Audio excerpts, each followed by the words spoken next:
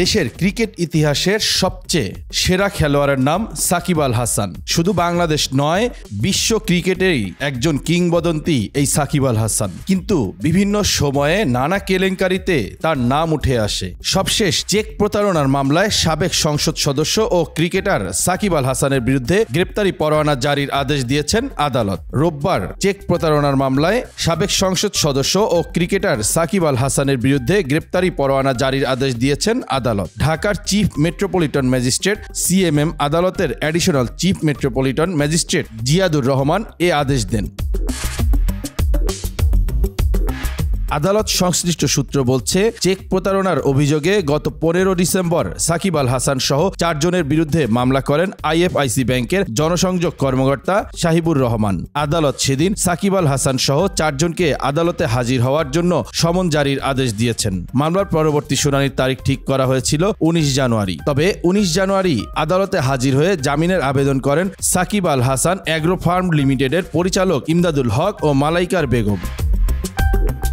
কিন্তু সাকিব আল হাসান ও অ্যাগ্রো ফার্মের ব্যবস্থাপনা পরিচালক গাজী শাহাগীর হোসাইন আদালতে হাজির হননি। আজ বাদীপক্ষ থেকে সাকিব আল হাসান ও গাজী শাহাগীরের বিরুদ্ধে গ্রেপ্তারি পরোয়ানা জারির আবেদন করা হয়। আদালত পরে সাকিব আল হাসান ও গাজী শাহাগীরের বিরুদ্ধে গ্রেপ্তারি পরোয়ানা জারির আদেশ দেন।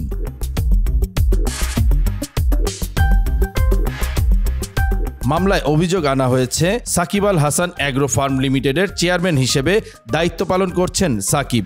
7 বছর আগে আইএফআইসি ব্যাংকের বনানী শাখা থেকে প্রতিষ্ঠানটি 1.5 কোটি টাকা ঋণ নেয়। তবে নির্ধারিত সময়ের মধ্যে ঋণ পরিশোধ করেনি প্রতিষ্ঠানটি। পরে ঋণ পরিশোধের জন্য ব্যাংকের পক্ষ থেকে নোটিশ দেয়া হয়। এর পরিপ্রেক্ষিতে অ্যাগ্রো ফার্ম লিমিটেড চলতি বছরের 4 সেপ্টেম্বর 4 কোটি 14 লাখ টাকার 2টি চেক দেয় ব্যাংকে। তবে অ্যাগ্রো ফার্ম লিমিটেডের ব্যাংক হিসাবে পর্যাপ্ত টাকা না থাকায় চেক দুটি প্রত্যাখ্যান করা হয়। পরে টাকা পরিশোধ করার জন্য সাকিব আল হাসান অ্যাগ্রো ফার্ম লিমিটেডকে আইনি নোটিশ পাঠায় আইএফআইসি ব্যাংক। এরপরও টাকা পরিশোধ না করায় গত 15 ডিসেম্বর ব্যাংক কর্তৃপক্ষ সাকিব আল হাসান অ্যাগ্রো ফার্ম লিমিটেডের মালিক সাকিব আল হাসান সহ 4 জনের বিরুদ্ধে মামলা করা হয়েছে।